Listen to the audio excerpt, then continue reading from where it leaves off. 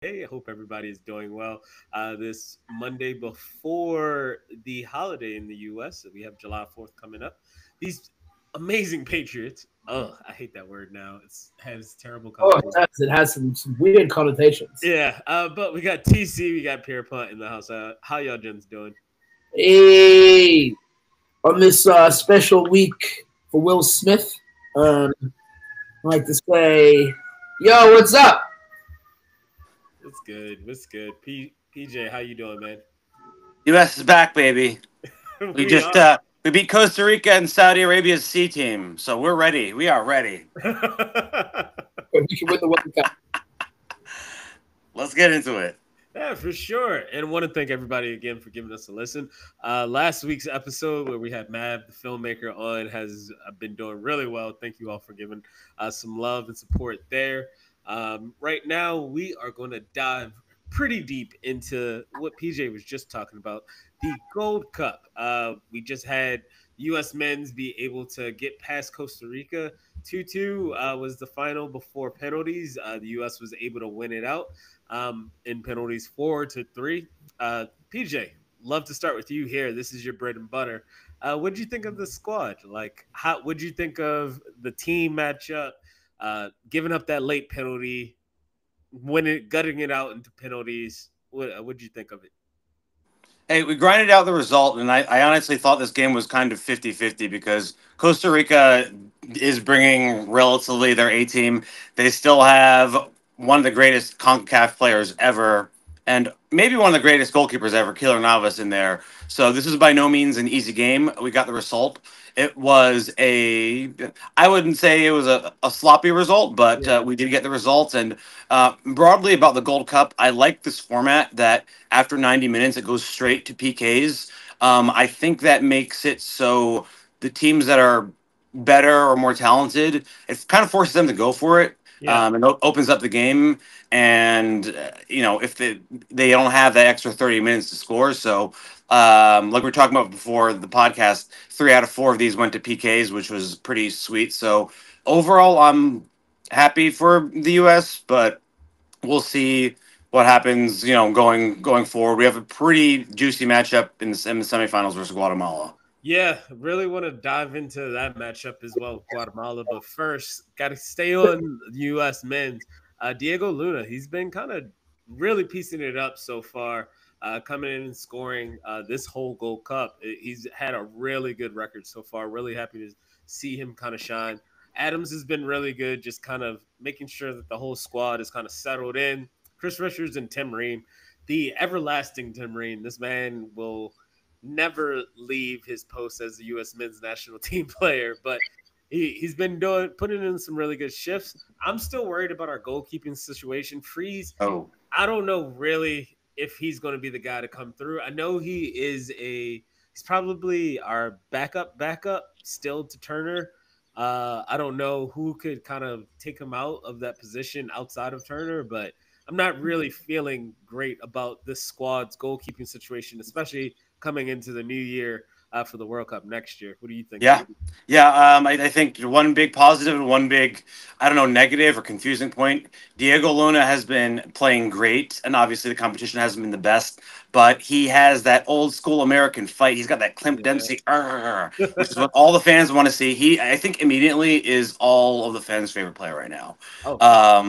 Especially with all the big guns out. So that's definitely been a positive. Goalkeeper is just really confusing because Free's our guy going forward. If it's Turner, he should be playing because he's not playing for our club. I know we normally rest some of our players during the Gold Cup, but this guy's not getting action. So what's going to happen in 2025, I don't think Pochettino knows. And that's a problem. I don't like I have a question. I know this is just really just built on what we've been talking about the last few weeks with USA. As an avid fan, have you seen a positive growth from where we were talking about Pochettino's initial games a few weeks ago? Have you seen a positive growth in that? Or have we just the level of company slightly varied, therefore allowing us to have more ball and possession and time and i.e. like win those games? Yeah. But are you seeing a growth in the way that we play? because this is a stickler for us. You know, like I said, these are growing pains. Are we seeing the growth? Do you see the growth? Yeah, I think it's really hard to say because I'm not exactly sure what Pochettino, what his result is right now, like what he's trying to achieve. Is he trying to win the Gold Cup, or is he trying to find the best, future players, trying to find some gems? Because he's not. If we're just trying to win, there's definitely some questions in his strategy. The Aronson brothers didn't play. He didn't use a lot of substitutions, so it's a hard question to answer because is he trying to win or is he trying to plan for 2026? Obviously both are nice, but if he's trying to win, there's definitely been some weird things like not using all the subs, not using some of our better players. Any thoughts? No, I'm happy with how he's treating Malik Tillman right now. I'm very glad that he's getting a lot of play. New Bayern Leverkusen player. Really happy. Is that official? Yeah, that's official. As of today? As it'll be in tomorrow, but Fabrizio has done the here we go with it. So he is moving forward, going to better pastures over in Germany, going to be taking over that creative role from Florian Wirtz. So we'll see how that kind of pans out. But really happy with how that development is going with him. He's getting a lot of good play. He did step up in a penalty shootout and kind of take it away. But to your point, PJ, and to your question, TC, I'm not the most excited of what I see from Mauricio Pochettino's tactics. It kind of feels a little bit of the same, but with just younger players right now as Berhalter. And I know how terrible that sounds, but he's been trying to implement a system that he's had in the past with both Tottenham and Chelsea on the club level. I'm not really seeing it kind of come to fruition with this group of players. Now, it could change with better players, especially with the friendlies coming up next year. Well, end of this year, next year before the World Cup, but I'm just not really seeing it. Chris Richards, he's been playing really great at the back, but he's getting kind of caught out because he's covering for Tim Ream. Like, is that going to be better or worse when we get our better center back pairing for next year, or Anthony Robinson on the left-hand side, not having to really worry about Arston? Like, is our defense going to be solidified enough for the next season? So there's still going to be a lot of questions. I even said, like, if he doesn't make it through the Gold Cup, we should really have some really strong questions as to if he's the right guy. But I'm leaving it to you. You're Captain America on the pod, so I really would love to know, like, do you feel as though Pochettino just needs to win this tournament? Is it that important for his legacy, kind of just solidifying before the World Cup? Or if he doesn't win this, what's going to happen to him? I think if we get by Guatemala and then, like, let's say lose to Mexico, his job is definitely safe until 2026. If we ever somehow lose to Guatemala, then I think he should be on the hot seat. I think that's the bottom line. I think losing to Mexico is acceptable because we are not bringing our best players. I want us to win. I think we can win, but I think it's acceptable to lose when we have somewhat of a C team. My question for you guys, broadly, is that we've seen coaches go back between international and club, but this is Pochettino's first time he's coached at the biggest clubs in the world. This is his first time internationally. Do you think that there is a transition period? It seems like there is. Would it have been better if he coached like a smaller national team first and then moved on to us, or do you think that transition's been a little difficult for him?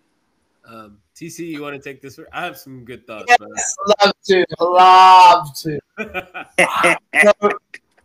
There we go. There we go. It's a great question, PJ. And for me, the answer is no. He has the talent and the capability. He's managed some of the biggest names in football, let's be honest. Now, Chelsea, Tottenham, is there more responsibility or expectation on him in those jobs? That's hard to say at this point. I neither supported neither of those. But I do feel that it's not a transition period. I think what we have to realize is that we're looking at trying to judge Pochettino based off what he's done before. And you have to look at the kind of players and squads that he's had before to be able to use that judgment. And then you have to look at what he's got now. Now, you're saying, like, Pochettino, can you not make a teams that were free-flowing and great to watch play? And I'm sure he's trying to implement that. But you have to have the squad and players to do that. What we've seen consistently with the American squad is a lack of desire and heart from some of the players. And I think, as we said last week, is that's part of it. You ask the question, is he trying to win the cup or is he trying to find a squad? He's trying to do both, but really he's trying to find a squad for 2026. That's the real showpiece. That's on your home ground. That's what your focus is on. That's what he's been hired for. That's what he's been hired for, if I'm honest. He's not been hired for the Gold Cups and that shit. I don't think it matters if he loses the Gold Cup, in all honesty. To be fair, I agree. It doesn't matter. What he does is he gets to learn from his squad so that he can build on here. The issue that we have here with that is that we have this expectation that he is going to be able to do stuff with a freaking squad of what he has, peeps. No offense, and I keep saying this. You have to have a realization. We need to set the expectation lower so that we are fucking pleasantly surprised. You know what I mean? You need to set the expectation lower. You should be expecting them to not beat fucking Guatemala, Honduras. You know what I mean? Like, that's kind of... Wow. Okay, maybe that's a bit low. I know it goes in there. But I'm saying it's going to be that, we've got to lower our expectations for now. Because you want to be surprised by the fact that you're like, you know what, the country has no belief in us. We need to show them. Because at the moment, I feel like us fans, we ride this wave similar to where we ride the women's football, and I'm about to end my tangent now, where we ride, oh, they're amazing, they're great. No, they're fucking not. Excuse my language. They are not as great as the women's team's previous winners have been. And I think we need to bring them down from the pedestal. They need to attain that. You've said it yourself, PJ. So for me, I think, no, there's no transitional period. I think what it is just trying to find the right squad of people who have the desire to play for the badge, who want to play at the World Cup, who want to do their country proud, and who realize that is the biggest stage for a football player is to play in your home country in a World Cup.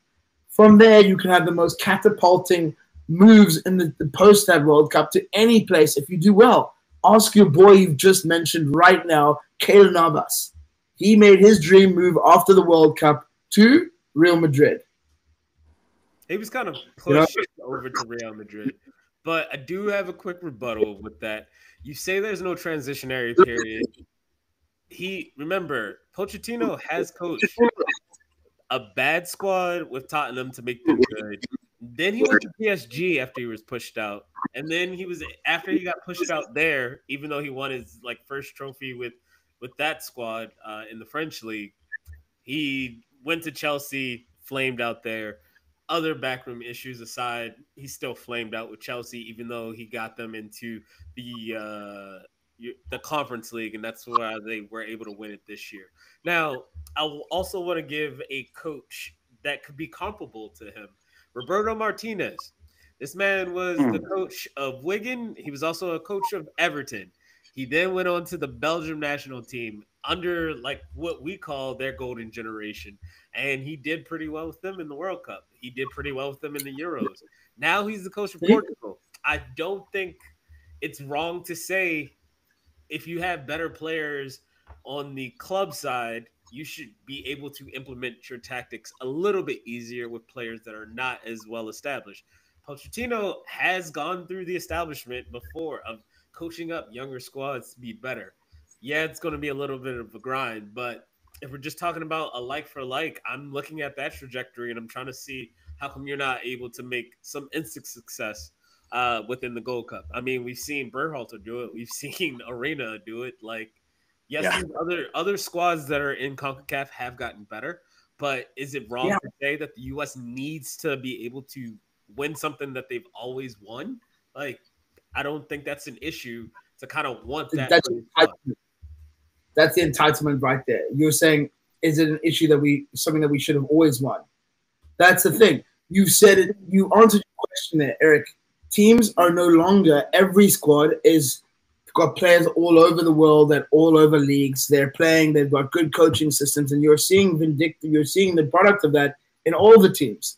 The players are no longer. Before, USA used to beat these guys because a lot of players used to play in their own home league and have only that sort of thing. Now we're seeing a worldwide scouting system that most of the international players play at some point to play the different leagues. I'm being very generalization because that's especially with this thing. But what I'm saying to you is that you're seeing a level across all teams have gotten higher. Yeah, there is no longer a bigger gap, and I think that's why it is harder to win this. Okay, I'm not saying we've gotten worse. I think we've gotten better as well. But I think you also have to look at everyone else and say, these guys have gotten better. Canada, Costa Rica. All of these guys have gotten a lot better. Their players are playing at some of the top clubs in the world, imparting that knowledge to their country and their players. So it's not in isolation that we look at USA and say, oh, they're getting better, instant success. You mentioned Robert Martinez, my man. You mentioned two of the greatest squads he's got there. How can he not have instant, like, good success with the golden generation?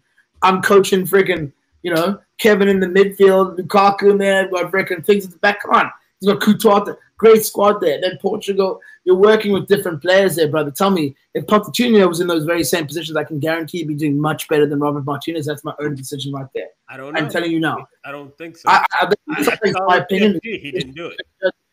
Absolutely. I think my own opinion is that Pochettino is a lot more tactically astute than Robert Martinez. And if he had the squad, and that's my own opinion. That's why I'm saying. But to your point of the rebuttal, I think, and I'll leave it to the next one because I think I've been dragging this on too much, is that we, as Gold Cup, are lucky to be watching quality football across all the teams. That's great for the competition. That's the first point, okay?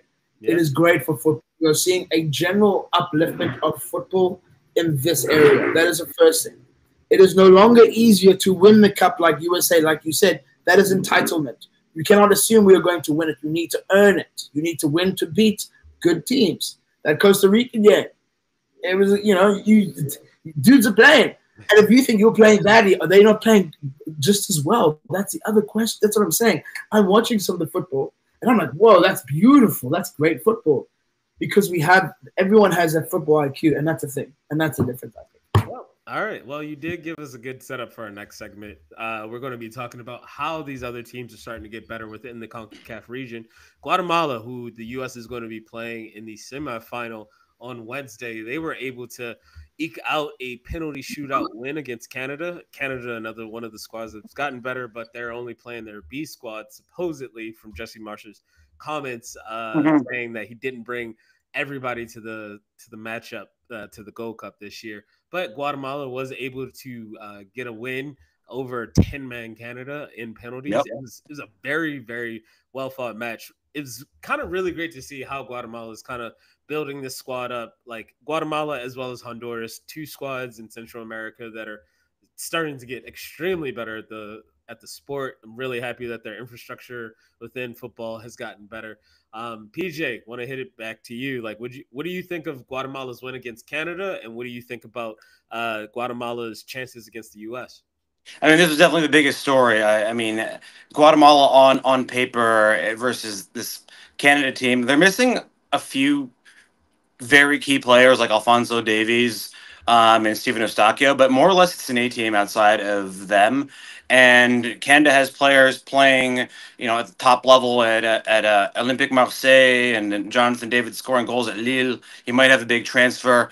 And I mean, this Guatemala team on paper should have been absolutely cooked. Their best player doesn't even play in MLS anymore. He plays for the Charleston Battery. So there is there's a massive talent divide. I'm not hating on it, but this Guatemala team has what the U.S. team is lacking right now. They have a lot of passion. They also have a great fan base, and they had a really gritty win.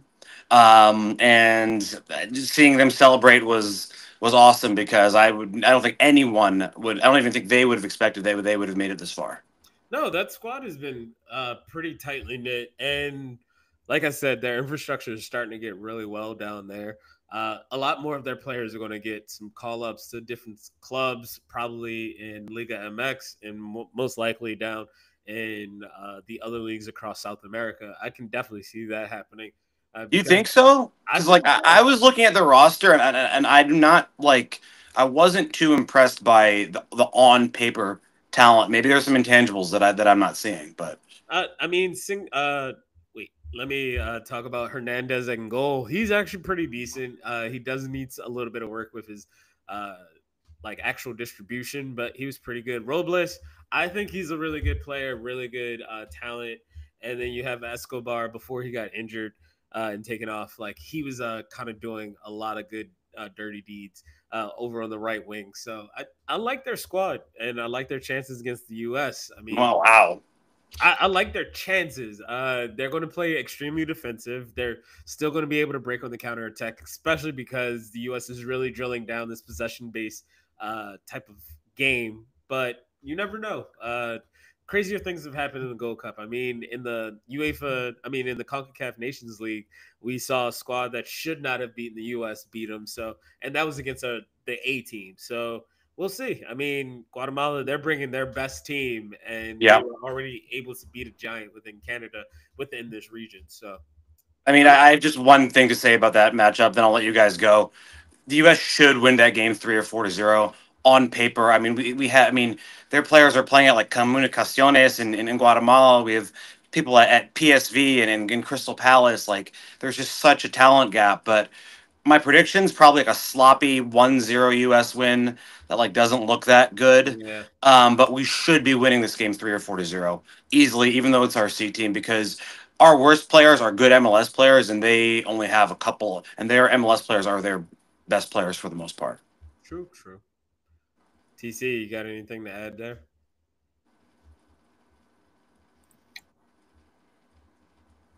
You're on mute.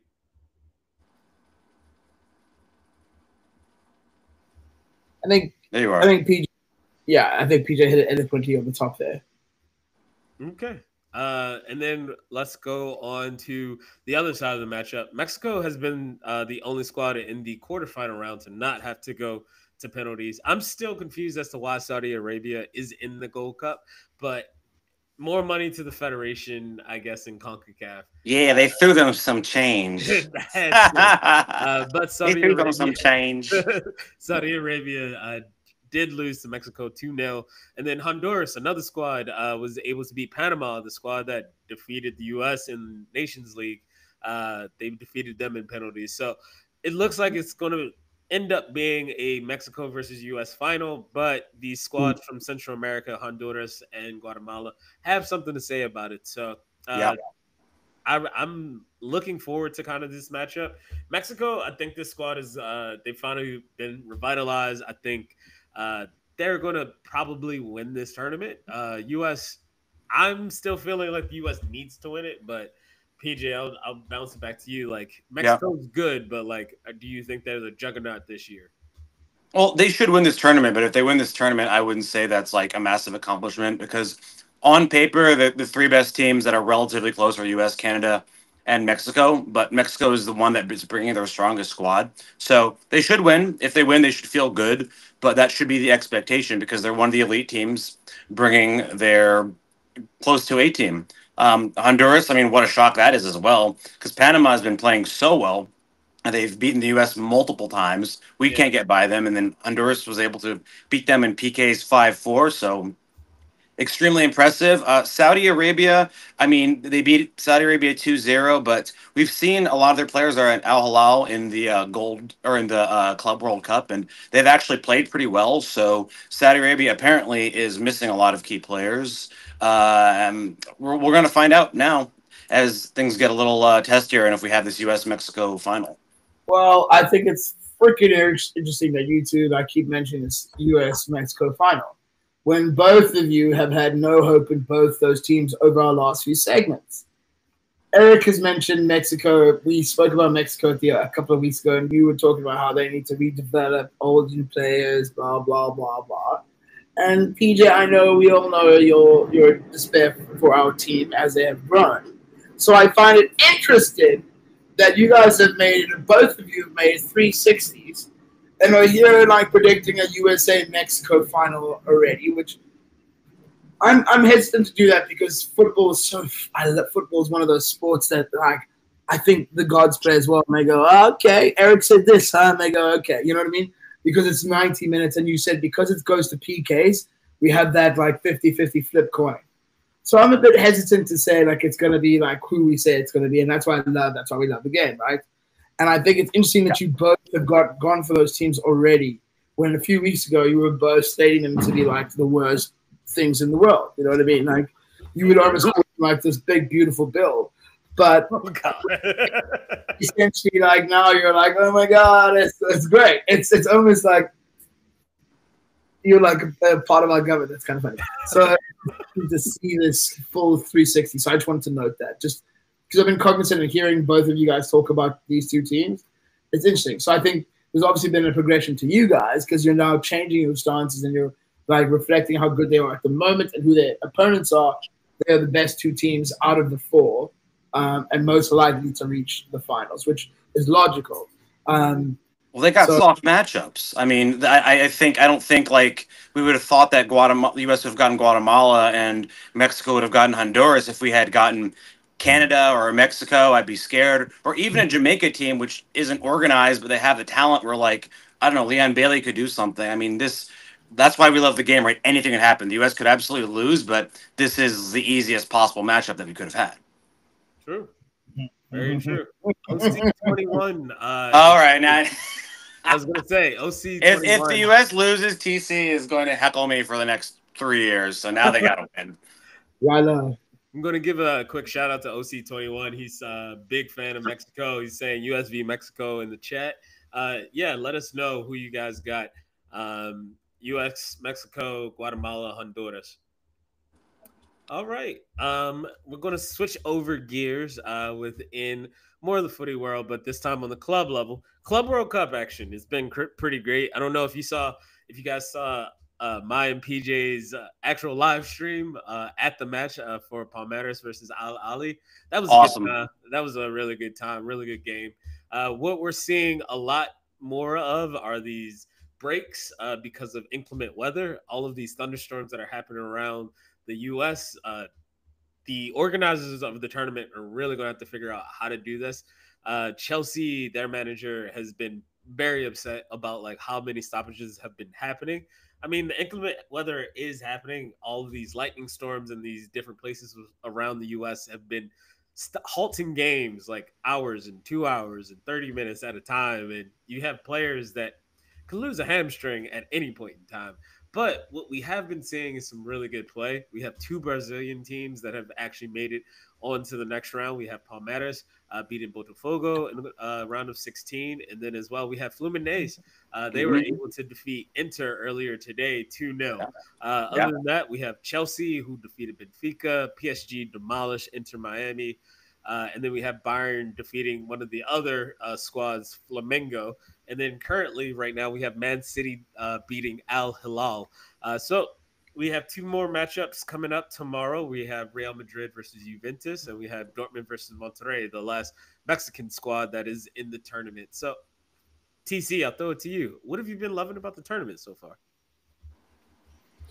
I think we've all been loving the different matchups, I think, with the different teams from different leagues. I think for those that don't get to privy a lot of different leagues and watch only a few teams, it's really been great for them to see the difference in football, football philosophies, football languages on display. What we're really getting to see is that the perception around European teams is starting to slightly fade. The facade around them being like this all-conquering, they're the best in the world, is quite clearly being put to the test, because what you're seeing is just like an absolute combustion of all the football philosophies at head.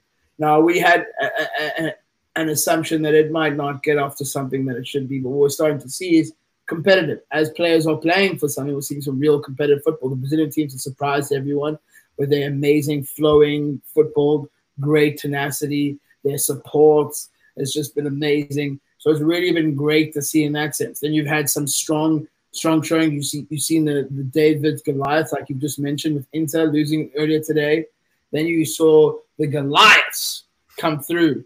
We've seen clubs, like I'm sure my man PJ will mention, Inter Miami versus PSG there, in which, you know, we all had high hopes, because I don't know if you remember earlier in the year there was Ronaldo versus PSG played Al Nassr, and he scored a couple of goals, and they were using that as a reference to how he was doing against Inter Miami, which isn't the same, and it's not something we should discuss right now. But PSG, you know, showing their class, their championship pedigree in terms of being the European champions. And really, I don't know what people expected.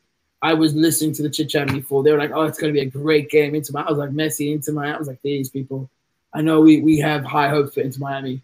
I don't know if people know this, But Luis Enrique told his team that they're not allowed to score any more goals after halftime. Didn't want them to score any more goals against PSG and Messi. I mean, against Inter Miami and Messi to have another 8-2 kind of thing. And out of respect for Messi, kind of that's why they didn't really score anymore. If you realize that, which is respect, but also like, come on. So I think what we're seeing now is we're getting to the really juicy part of it, which is really great, and I'm really excited. And I think that what we're all getting to see is that what we thought about the teams that we might have thought are the strongest, or before, or being shown that they're not necessarily. And we're seeing like 40. There was a team today, like Fluminense has got 2 guys over 40 in their backline and keeper, showing them how them kids to get done, you know. I do want to add on real quick for that. The Brazilian squads have played over 70 matches this year and counting, and they have 2 40-year-olds playing these 70 matches, and these European squads only played about like 50, 60 matches. So I just want to throw that out there whenever people say like, oh, these European squads are tired, because these Brazilian squads are showing they got energy. Yeah, Eric, but you're also forgetting the point that the Brazilian squads are at the beginning, they're kind of in the middle of the season, whereas the European squads are at the end of the season. That is a factor. So, like, these guys they're at their peak. They are still at their peak. And the European dudes are. So that's one thing to remember as well. That's something that a coach. I must not steal that. I heard that from Enzo, from the Chelsea coach. He mentioned that, and that was one of the things he said. So, yeah, to your point, PJ. I've loved this tournament. I'm confused. I've seen a few people comment like on YouTube, some channels that I follow, like, oh, it's terrible and stuff. I think it's been amazing. I give it like a 9 out of 10 or an A. The only reason not higher is because there has been some shitty attendance games. But the big question that I posed, and I think that everyone had in their mind, was, were the big teams going to bring their big players? And they have. Every team has brought their starting lineups. The games have been awesome. That game we went to was awesome. Al Ali and Palmeiras. The Palmeiras fans were crazy, but there was also just so, I had no idea there were so many Ali fans in the world or in New York. I don't know. There were just so many red jerseys. I was down in the financial district or the Wall Street Bowl, just seeing like a million green Palmeiras jerseys. It's been awesome. I really think that the tournament has exceeded expectations. Are there flaws? Yes, like you're saying with the stoppages, but this is the first time they expanded to 32 teams from 8. So I'm loving it, and I'm looking forward to the quarterfinals and going forward. Oh, for sure. Really enjoying watching the matches. It's been really nice to see all of these different styles play against each other. Like watching the Korean teams, watching the Japanese fans, like that has been really cool to see, especially how we're going to blend this all together for next year. And this is definitely like it is a dress rehearsal for the big game. Some things that do need to change, those security lines, they need to make them like it was so weird getting in through security during that. And I can only imagine how it's going to be for the quarter, semi, and final, especially because the final is going to be at MetLife. So we'll see how that goes with that. But I've been really enjoying like the tournament, the storylines from there. The fact that we still have South American squads, the fact that we have a Mexican squad still in it, and if the Saudis are able to kind of come back against Manchester City, Al Hilal would be like, it would still represent like more of the world. We would still have an Asian team within the tournament. So yeah, I kind of have a feeling that PSG is going to somehow figure out a way to just win this out. But Palmeiras versus Chelsea is already set for this Friday. That'll be a really good match to watch, and yeah, I'm really excited for how much further we can keep going with this. Do you guys think that it feels like, at least for me, that like people are just kind of rooting against the European teams? Like I just feel like any team that's outside of Europe, like we're rooting for the South American teams, we're rooting for the CONCACAF region teams. That's just sort of like we want to see that these teams are like human, right? That's just the way that I feel. What do you guys think?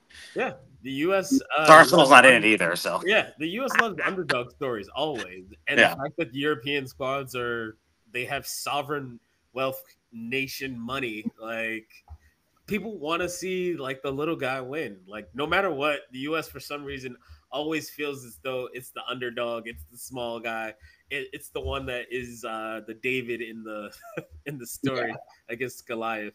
Even though we somehow bully everybody else in the military, but yeah, like it's been really nice to see some of these stories kind of pan out. No, I think you are you hit the nail on the head there. I think we all love a David versus Goliath story, especially these smaller teams. I think one of the things that we haven't mentioned about this Club World Cup is obviously Bayern Munich, who've also been quietly been doing their business in German efficiency, which I think is expected. Yeah. And what you will see is a very nice matchup later, is because they're quietly going on the radar as they do, just doing their business. And they also have they brought their full squad of players, which everyone keeps forgetting that they do have like they also have a good squad of players, good fringe players who are like fringe at the moment, but can also turn a game from Gnabry to Sane, even on his last sing-song, like, Thomas and them, so I'm really enjoying the matchup. I think this has really taken the place of what used to happen now, which a year before the World Cup, there was always a precursor to the World Cup, a dry run of sorts. There would be a competition. Confederations Cup. Yep. Exactly. So I was going to Confederations Cups, and I worked at the 2009 Confederations Cup, and the intent there is to do the things that you go through a lot of these trial and error so that you can get them ironed out for the next year. So some of the things that have come up, Eric, you mentioned, I think, and then obviously, it would have been nice, I think, for the viewership and aesthetic from the TV. It would have been better to use MLS stadiums for the size. I agree. That's a good point. There is also the issue in terms of the FIFA sizes of pitches that are necessary for these competitions, and one or two of the MLS stadiums do not necessitate, for instance. So that's an issue.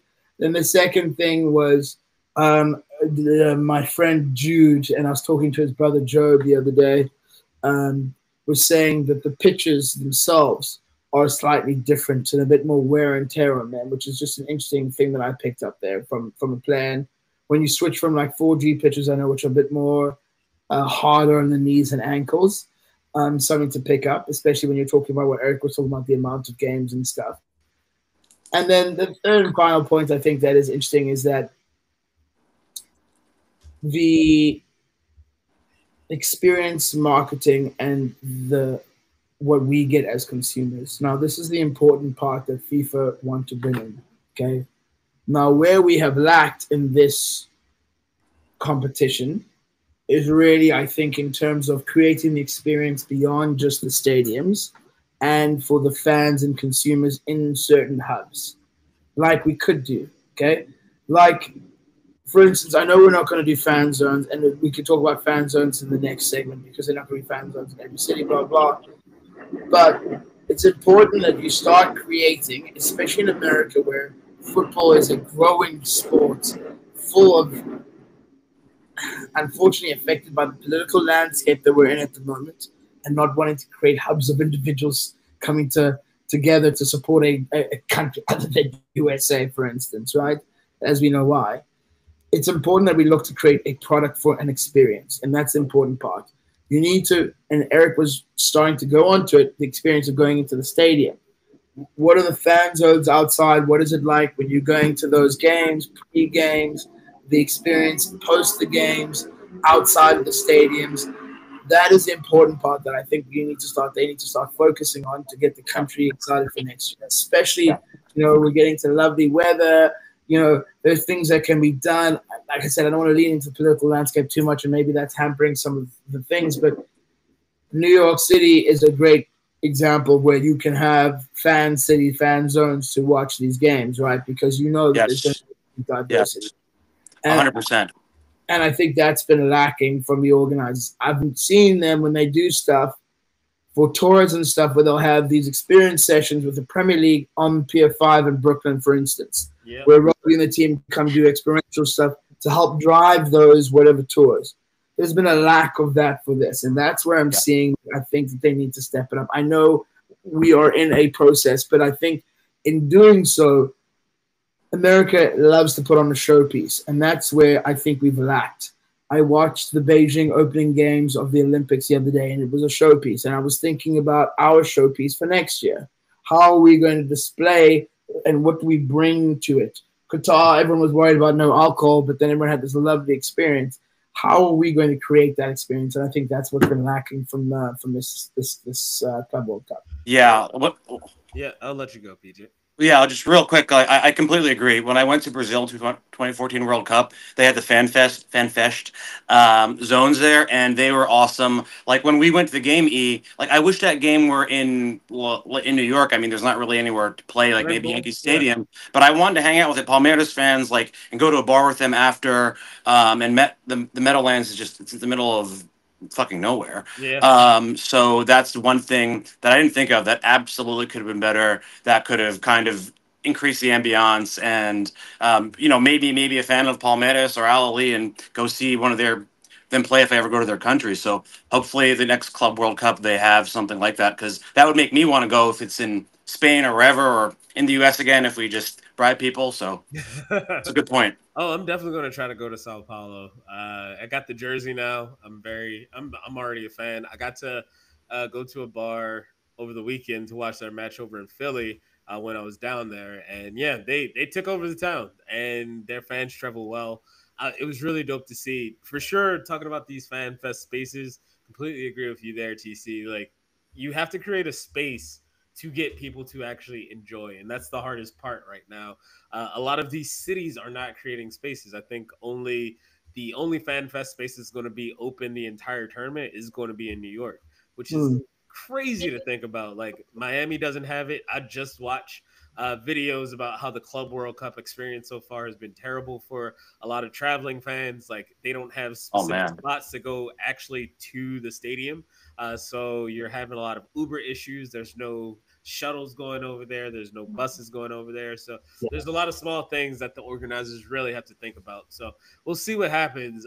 But for sure, you have to create the space for people to be able to join. And I'm sure these cities are going to be able to pull it together within the next year. You're going to have a lot of data from this Club World Cup, especially. So we'll see what happens. I Yeah. think maybe a good ending point is, do you guys know if the upcoming World Cup is going to have something like that, like how they had in Brazil? Because that's what made the experience going to the World Cup awesome for me beyond just the games. So what Just he was talking about yeah, just now is exactly there's an intent to have fan fest, but what he was pointing out was that they've just come out to say that they are not FIFA is not obligating cities because the burden of that cost goes to cities. They're not obligating cities to host the fan fest for the entirety of the time, which is 44 days. So most cities, like you've just said, barring New York City, are doing for half the time for 22 days. And then because that cost apparently is so exorbitant to do those fan fests, and it comes down to the city, so they're only doing them for that amount of days, other than New York City.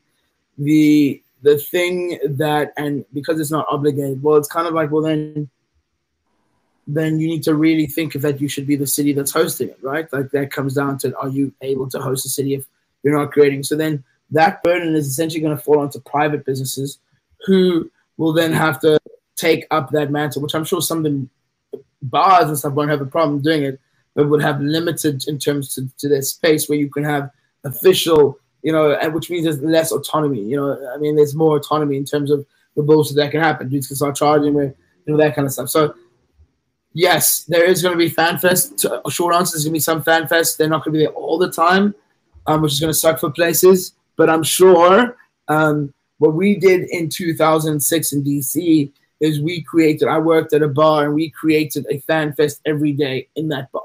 yeah, you're going to see that Like, a lot. yeah. Like, around the country. Like, the amount of money that people are going to get for these matches at bars, tourism is going to go up just slightly, except for if there's some more issues going on with our government. Um, like, yeah, there's going to be money to be made. And to TC's point, it's going to have to come from the private sector, which really Yeah. sucks. Like, it's always great to have the opportunity to be able to develop from the public, like with the help of the public. And so when it goes to private, then you're going to have a lot more. Just, you're not going to be supporting the people that you think, and that's the worst part about it at the end of the day. So yeah, I would love to hear all of our listeners' thoughts on that. Are they going to be going to some of these things? PJ has been getting all of the fans commenting on this live stream so far. So big shout out to y'all. Let me baggy you. That's what's up, bro. Jesus. Yeah, He that wants indeed. Mexico. Yeah. But that is the end of our Well, episode. sorry, no, Eric. Before you do your end segment, I did want to add a little bit about the Consulate Cup that was held this weekend by the New York FC. Okay. I was pleasantly just give you a bit of background. The Consulate Cup is a five-a-side tournament that is held every year by the intention of countries represented by five-a-side teams here in New York by New York FC.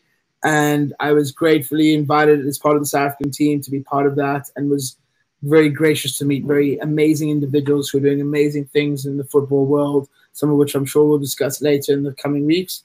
And part of that, though, was really like learning about the community of football, the excitement for the World Cup, and the many different aspects of football that is being done in America, which was really great to see. So want to just say a heads up and hands up to all the people over there who are doing some really cool stuff. And I think like we spoke about the grassroots, which really lead on to the conversation with PJ about USA, and that's where it starts. It starts at grassroots, getting the boys and girls playing, getting them keying, getting competitions, getting everyone involved at that level to build up to that stage. So I was really, really impressed with the organization and the football, and well done to Australia, who eventually won the tournament in the end. Australia. So, yeah, Australia, I know. Damn. I know. What? Way too many oi, Aussie, Aussies. So I think in that sense it was really cool. And then in that sense, what I saw the next one that the New York FC is holding up is the Bodega Cup. Oh, yeah. And there were a number of bodegas participating, which I'll definitely be trying to go to that, which I'm really keen to get some chopped cheese at a football game. Yeah. So just on that note, just wanted to give some local grassroots a shout out that we really see that you guys doing some good work and really impressed. Yeah, my old squad that I used to go when I was still working with the Cosmos, Uruguay squad, whenever they had a five-a-side or an 11v11, the Bodega Cup was really big back when we were doing grassroots efforts for the New York Cosmos. So I'm very glad that it's still going on and it's survived, because a lot of these tournaments, they stop. So very glad that that one is carrying on. But yeah, for TC, for PJ, for E, want to thank y'all all for listening to Dem Boys Watch Footy. Y'all have a great one. Ciao.